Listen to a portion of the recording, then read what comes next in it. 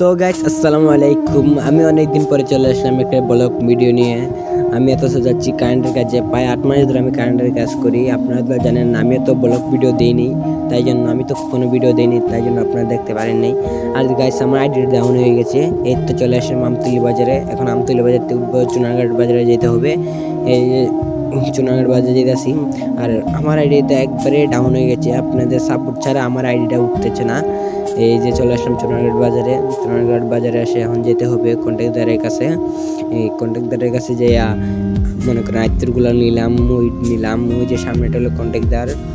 আর আমার হাতে দিয়ে দিছে কত ওজন আইত্তরে ব্যাগ মেশিন টেশিং আমার হাতে দিয়ে দিছে। রিক্সা উঠে বলছি যেতে হবে সিরিগুটা। এই যে চুনারঘাট চলে আসলাম গুলচক্করের ধারে। এই যে চুনারঘাট থানা, এই যে গুলচক্কর দিয়ে সবাই তো কম বেশ চলাফেরা করেন, সবাই তো চিনেন, পায়ে মানুষ চলেন। এই যে গাড়িতে এলাম, আমার হাতে আবার দিয়েছে ওজন বইটা দিয়ে এখন বলে যা তুই মইলে হাট। আর এই যে আমরা কথা বল এই তো চলে এসেছি, এসে দেখি ঘর তালা দেওয়া, ওই যে ওই বাড়ি।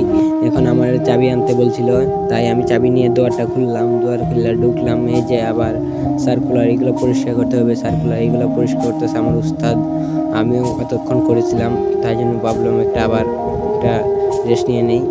ওই বারবার মই হরাইতেছি, ওই পরিষ্কার করতেছে এই যে কাজ।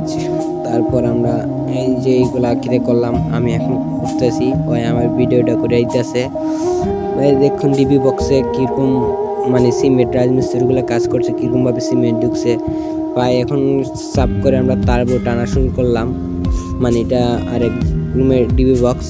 এই যে বুটগুলা এই তারপর টানতেছিলাম, হাত বুট বেদনা হয়ে গেছে টানতে টানতে।